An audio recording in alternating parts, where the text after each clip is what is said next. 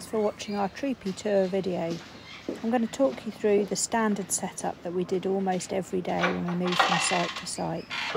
First of all, Ian's opening the two swing outs on the Thorburns rear bar. The one on the left carries two jerry cans and the other was the spare wheel. He's then opening the doors and getting up to open up the clips that hold the alley cab pop-up roof. There's a bit of a technique to doing this. It doesn't necessarily involve immense strength. There's just a technique to doing it so that you don't hurt yourself. As the roof goes up on its gas lifts, the next bit is to secure the little awning area that provides a bit of shelter, allowing you to have ventilation in the roof even in the rain. So the struts are kept in a little bag, so that's helpful to have handy so that you don't have to get up and down during this procedure. One end fits in a holder in the bodywork of the Troopy, the other goes into a little loop on the awning, and you can see that the strap that's used to pull the roof back down, we secured that under one of the struts just to stop it moving around in the breeze. Ian's now threading the gutter into the sail track that's attached to the bodywork, and you'll see where this attaches to the awning in a few minutes. It just threads through and you leave it hanging down until the awning comes out. So the bag for the awning has a two-way zip on it, and we found it helpful to add a little piece of string to it just to give it, make it easy to open for somebody who's a bit short. You need to make sure that string's not going to catch on trees and things as you go past. Undoing the three Velcro straps that keep the awning in place, and then just walking it round, and it unfurls to the full extent, and then Ian's having to get back up again to clip the awning on to the bodywork and pull the strap taut. Then that gutter that you just saw fixes up underneath the awning just with a bit of Velcro. That gives instant shade and makes the rest of the setup a bit more comfortable. Now Ian's putting down the three legs that help to secure the awning. Alley cabs say this isn't essential, but we've found that it does stop it flapping around at the very least, and we think it's probably a bit more secure once the wind gets up.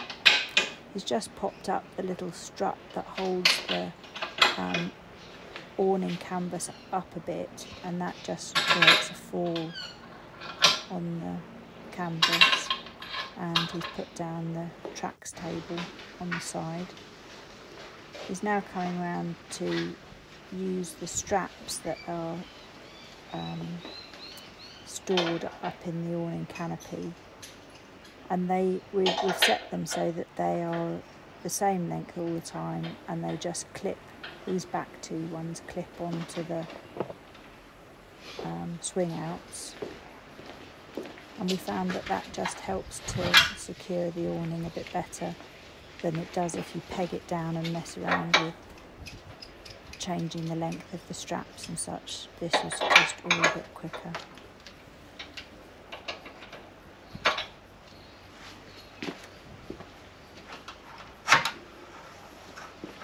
We mostly didn't peg down the legs, just the fact that they went down to the ground and were screwed up tight like that braced the awning sufficiently.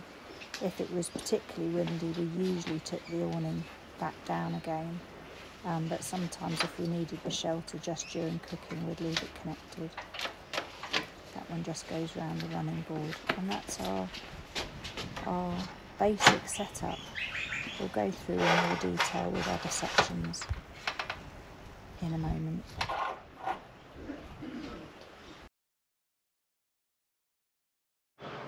As well as the main battery, there is also a 100 amp hour lead acid auxiliary battery which we got from CMS 4x4. That is powered by a 25 amp Red Arc BC DC which also has a spare solar input if required, and the only thing we currently use that for is to power the auxiliary driving lights. It also provides for emergency power to start the engine should the engine battery fail. This is sufficient with a pair of jump leads to start the engine itself. We recycled the fuse unit from the original and are using that for the fuse for the driving lights.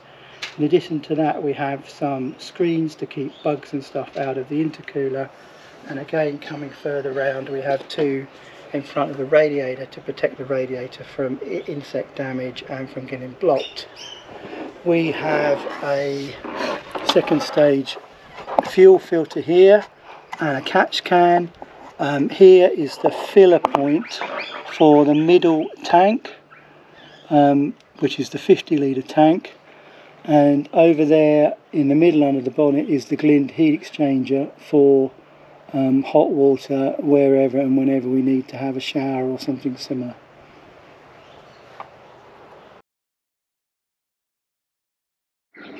That's an Ironman 60mm bull bar for this model. The lights are from Super Cheap, they're ridge riders, but they are really bright and they do work really well.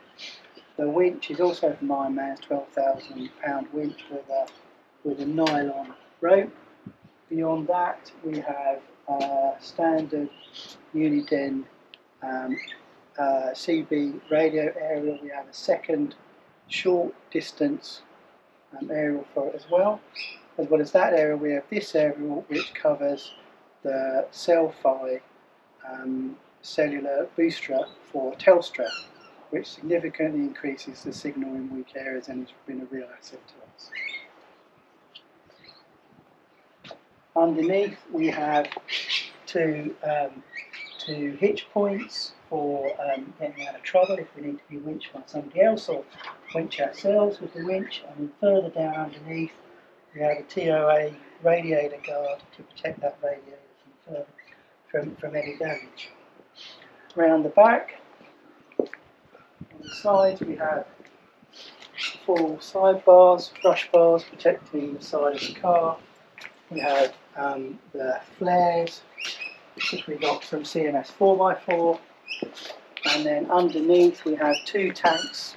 The middle tank is 50 litres and runs to this tap here, and in the back here we have a Thorburn's 40 litre tank which runs through to the inside sink, which we'll explain later.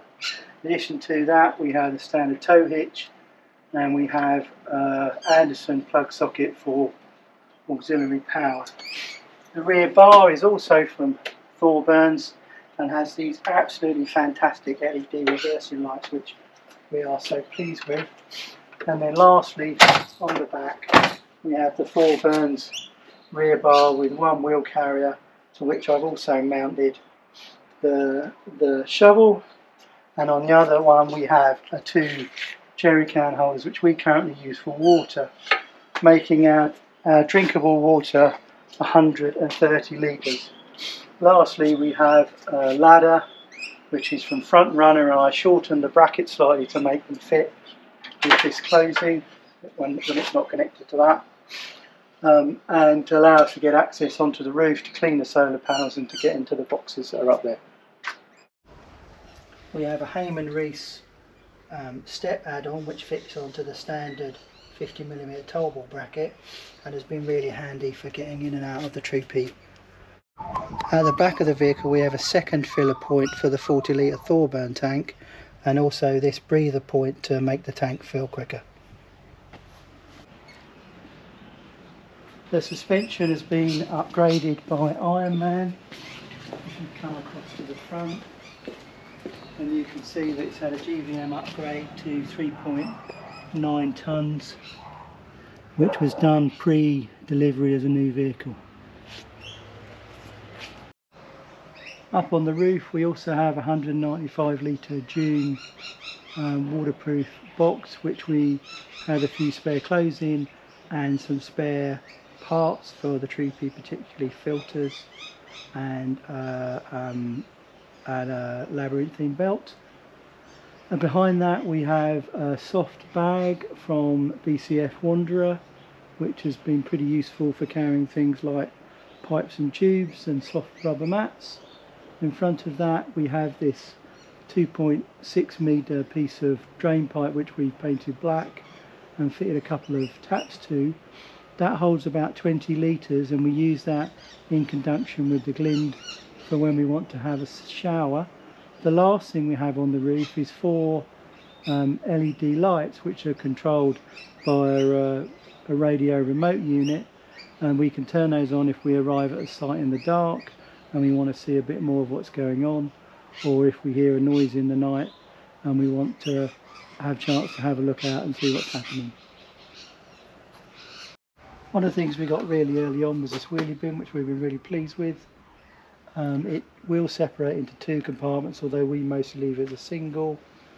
We put our rubbish in there, which means that there's never any rubbish in the car, and we have space for extra spare bags. We use old log bags as rubbish bags, so when we go to a site, if the site is dirty, then we use a litter picker to do some litter collection, and then we dispose of it in a proper place further up the road. If we're short of space to strap that on, sometimes we put it on the roof so that we can get it to the tip site.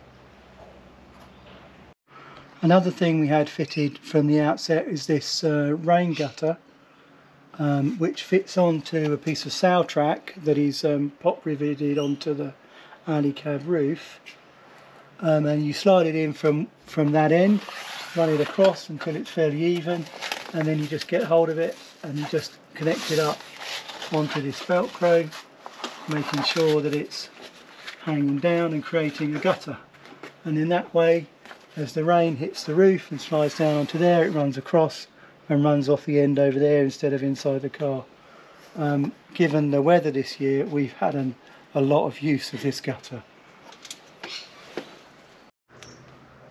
One of the things we fitted ourselves was this tracks table made by Quick Pitch over in Perth. We fitted it ourselves, and that was very unnerving, drilling into a brand new vehicle, but it's been really valuable piece of kit. It holds the max tracks. It is set to hold 4, but you can have it altered to just hold 2, and we lock them on just for safety there.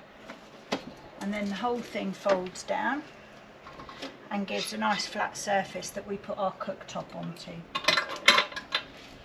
We use these little clips just to make sure it doesn't jump undone when we're driving along.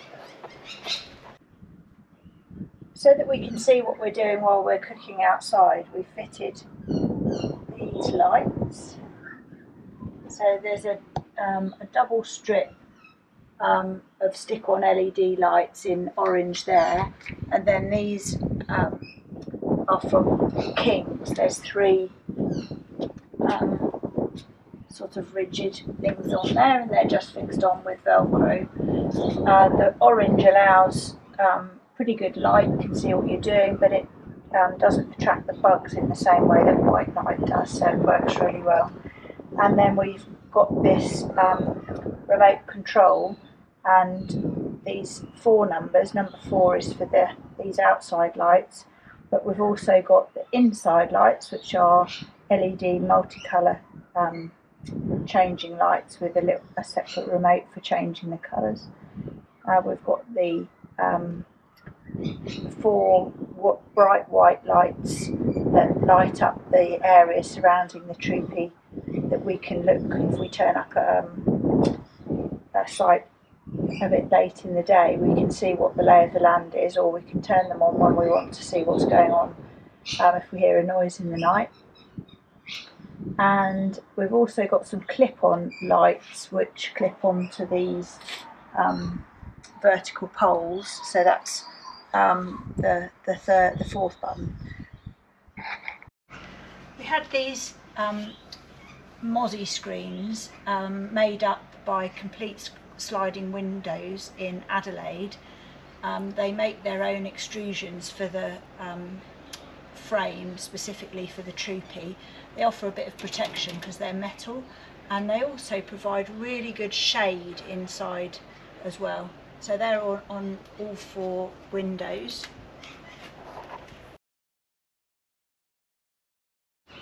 This is our alley cab shower cube, which we had fitted at the same time as the conversion. It's very, very easy to set up.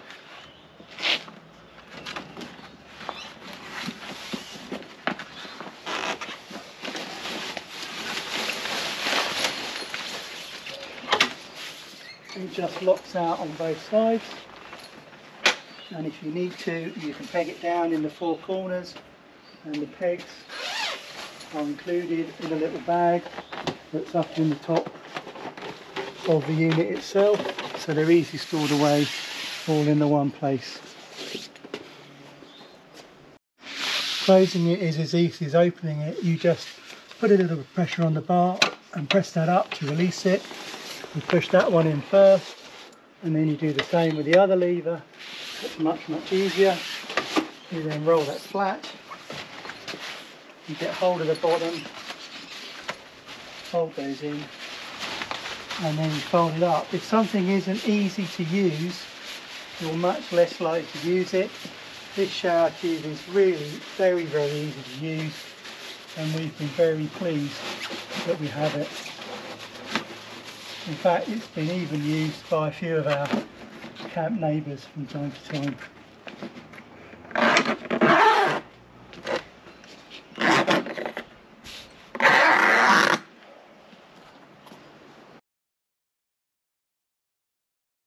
Up on the roof we have 320 watts of rigid solar panels producing a maximum 19 volts.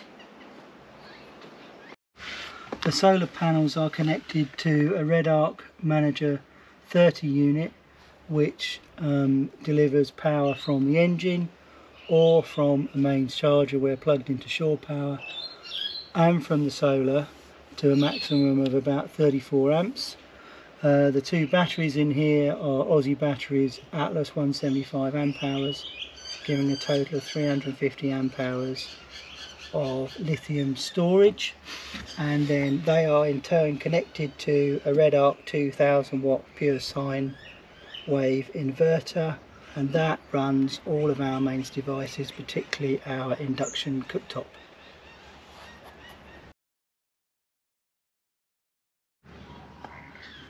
We bought these solar screens from Top Gear to Go over in Queensland, and we've been really pleased with them. They've made a huge difference to how warm it is inside in the sun, to keeping sun out whether we're just parked or whether we're camped. They take about 30 seconds to fit and a similar amount of time to remove. You'll see over on the left that they've worn slightly. That's because we've had a habit of folding them up when we've more recently found that it's best to leave them flat. We've also got this fly screen, which is made by Top Gear to Go, the same as the shiny windscreen covers, and it's magnetic. It works absolutely brilliantly. There's magnets either side, so you can roll up each section or roll the whole thing up. Sometimes we just hook it over the doors, but we're aware that that's worn it a little bit, but it still works really well. And this has been a complete game changer when we've been out in the bush. Keeping the flies out has been made us much more comfortable.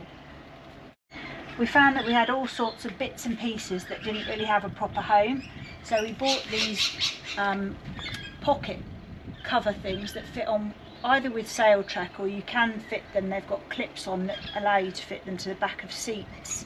So there's two of them here. These are the two different designs, either these pair of pockets or big pockets, and they zip up, which helps to keep things contained, and they've got these little elastic pockets on as well.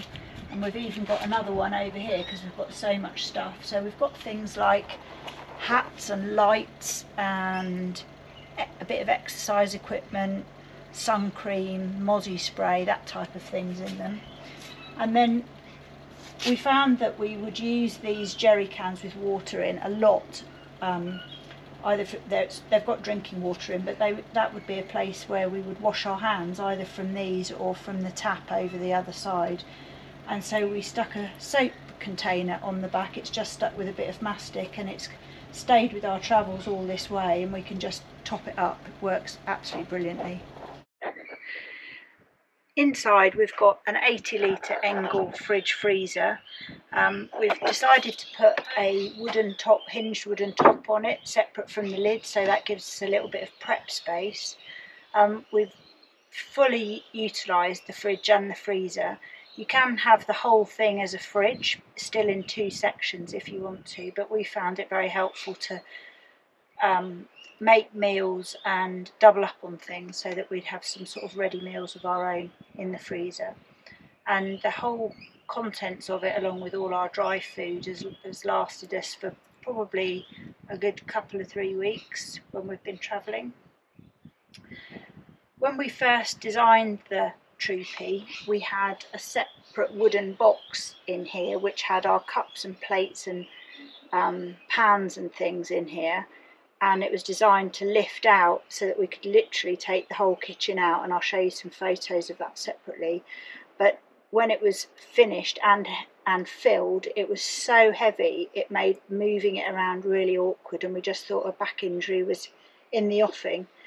So we've left that at a friend's house, and we bought these 2 boxes which are actually out of an airline, so they can be lifted out quite easily, and when they're empty they're very light because they're just made of aluminium. And inside those we've again got cups and plates. There's drawers inside. This space we've put things like the sandwich toaster and various odds and ends, and we do have straps to secure it all down to these fittings. So on the top here we've got our induction cooktop. It's a Safari 2-ring top, and we use the lid as a splashback. We've deliberately kept it separate in case we're in a position where we don't want to have it because it will blow over. This 2-burner cooktop has worked absolutely brilliantly. We've cooked safely inside the Troopy, and it doesn't superheat the area because it literally only heats the pans. That's enabled us to cook inside when it's been terrible weather outside, or even if the flies have been too bad and it's been hot, we've been able to cook in here without any flies. We can take this outside and put it on the tracks table, so I'll show you that in a little while.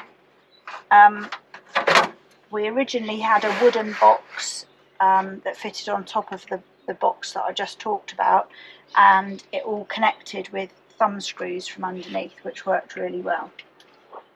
And then over in the corner here behind the driver's seat we have a little sink. It's a Dometic and it's got a pop-up tap. We've only got this connected up to the for cold water, so we boil a kettle when we wash up, and this is connected to the rear tank under the vehicle. The waste just drops outside, but we can put a container underneath it if we need to, and we have a little switch for the pump here. Underneath we have a cupboard, which is our larder cupboard, and we have 2 pull-out containers that go in there, and that's where we keep frequently used dry goods in there.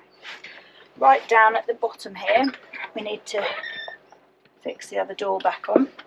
We've got a drawer in here. We haven't got a drawer in there.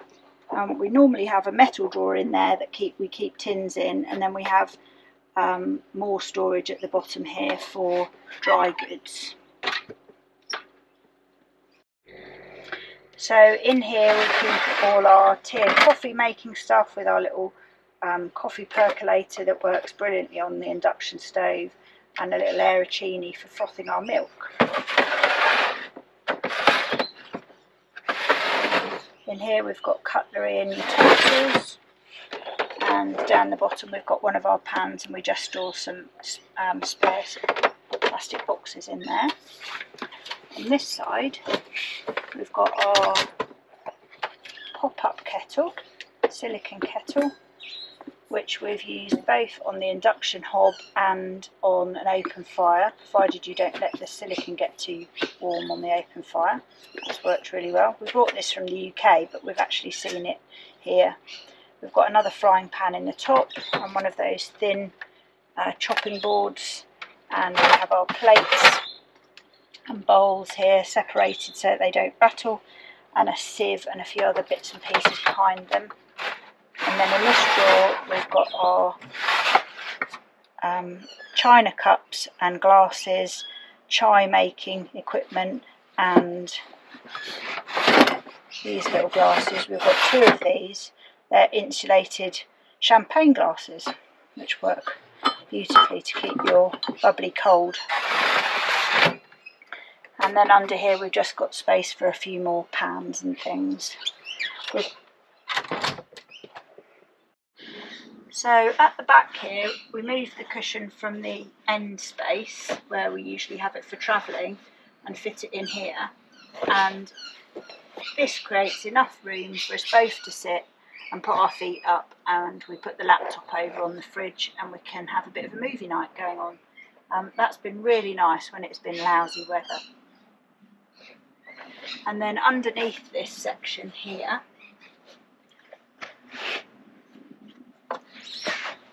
we have another bit of storage,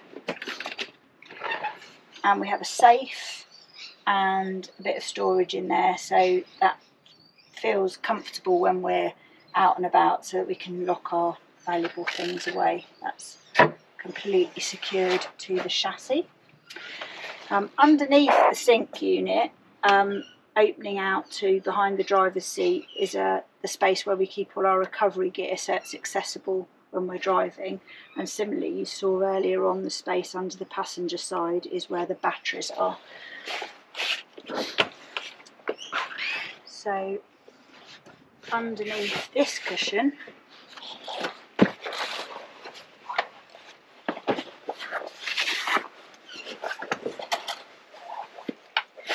at the back here we have what we call our long thin thing box. So it's a little bit of storage where we keep our axe so it doesn't turn into a missile when we're driving along, and a few other bits and pieces that are really long and narrow, and that just lays back in there and shuts with a little clip.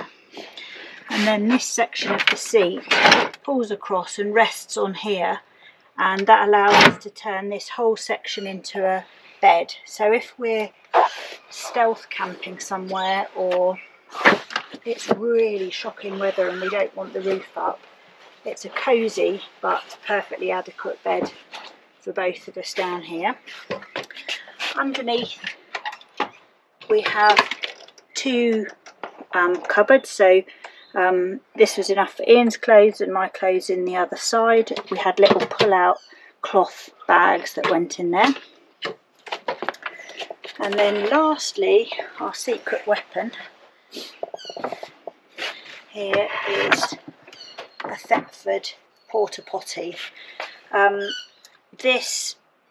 We were advised by Jack and Megan that a toilet is a game changer in a Troopy, and we're so glad that we got this. We've mostly used it just for, you know, if you need a wee in the night or in the terrible weather, but we've also been able to be completely self-sufficient for 10 days on Fraser Island, using a combination of this and the drop toilets that are there. These cushions I made, we got the foam from Clark Rubber and had it wrapped with wadding, which just gives a more rounded appearance rather than a very sharp square edge. And then I made the cushion covers using a fabric calculator from an American site, which I'll put a link to. They're super easy. They've got zip-on,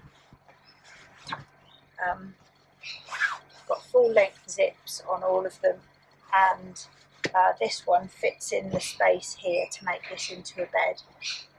The fabric came from Spotlight. We just picked a really bright coloured pattern fabric because it doesn't show the dirt in the way that a plain fabric does. And then these curtains were made from a second-hand sari. You can see the pattern there, and then I cut up another bit of the sari to make the tie backs. And they are a bit sheer when they're open, but the combination of that plus the screens on the outside plus the cushions in front or the furniture over there, really there's not any privacy issue. to them. I did make blackout magnetic curtains to stick behind them, but I didn't use strong enough magnets, so we've never used those. And on the back doors we've got the pocket things that cover the doorways as well, so privacy hasn't been an issue. And because we're up in the bed up at the top, again, light coming in hasn't been an issue either. These two pocket sections here are made by Camp Cover, and they just stick on the carpeted bedboard with Velcro, and they're absolutely brilliant because you can see what's in them through the clear fronts. There's two different sorts. This is the 40 centimetre wide, and this is the 60, and the pair of them fit really well. And then we made this pink elastic thing from, it was a load cover net. We just dismantled it, so we got yards and yards of this pink elastic, and we just turned it into a hat cover. And then this is just a little bag for rubbish bags. I tend to keep bread bags and cereal packet bags to use as rubbish bins, because you don't want a very big bag each day, and then it goes in the wheelie bin outside. And then this gadget here is a Cellfire booster for Telstra signal, and it won't summon up signal from nowhere, but if you've only got one bar of signal, you're likely to get 3 or 4 out of it. And it's made a massive difference when we've been out in the sticks to be able to get that connectivity. There's another little gadget that it's attached to at the front, and then right up at the top there we've got a smoke detector there. And on this side, which you can't quite see, is I've just put a bit of Velcro on the back of a mirror, so I can just check that I'm reasonably presentable when I go out.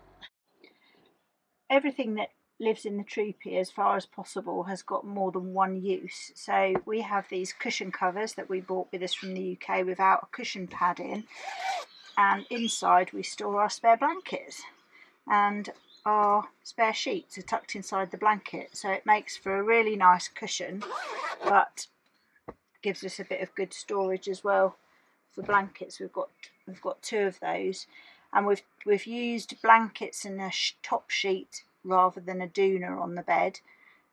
It just feels a bit more adjustable. So there's some nights we've just had a sheet, some 1 blanket, some 2, and some 3. And in the pocket here we've got one of the best things we've ever bought, which is a 12-volt electric blanket, and you put it above the sheet on top of you, and we just plug it in and turn it on for about 30 minutes before we go to bed, and you get into a toasty warm bed, and you can pretty much turn it off. We haven't ever slept with it on because we've been a bit worried about doing that or getting too hot, but we just don't feel would have needed to do that anyway, and we've got down to maybe 3 or 4 degrees at night. So fitted up here we've got the Sirocco 12-volt fan. It's been absolutely brilliant. So it's completely adjustable in all directions. This is on its slowest speed. I'll put it up to its fastest. That's its fastest speed, and it's still pretty quiet. It uses hardly any power, so it's been a complete lifesaver. You can keep it on all night. It also has a timer feature, so if you know it's going to cool down in the middle of the night, you can just time it to run for however long you want it, and it's absolutely brilliant.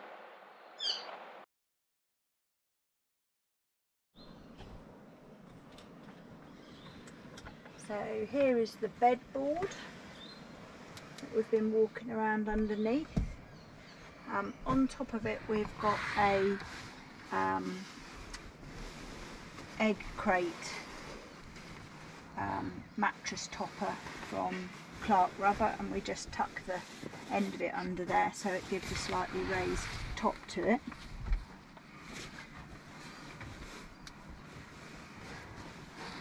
And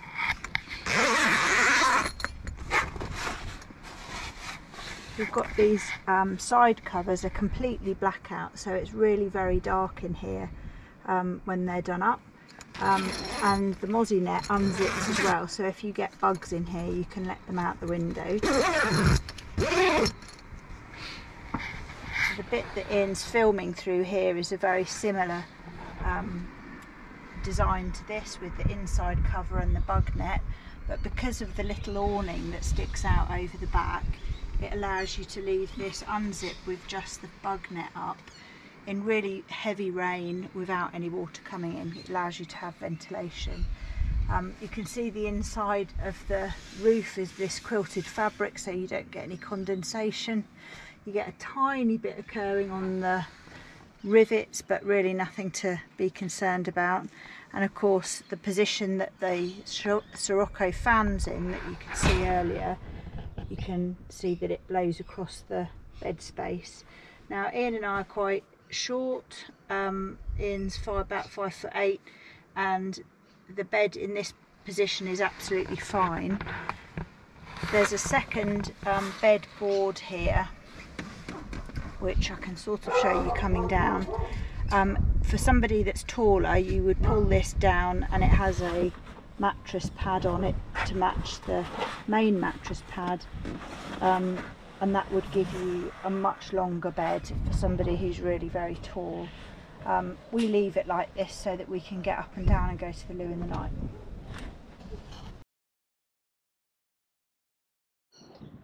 Now we've got the induction cooktop outside, put the splash guard up there, and we can plug it into the inverter and use it outside. It allows for safe outdoor cooking, a bit like it did inside. These last few still photos show our original wooden camp kitchen and the lining of the drawer made out of a bit of spare fabric, which still protects our crockery now. Thank you for watching Satimantu Adagu on our Troopy build.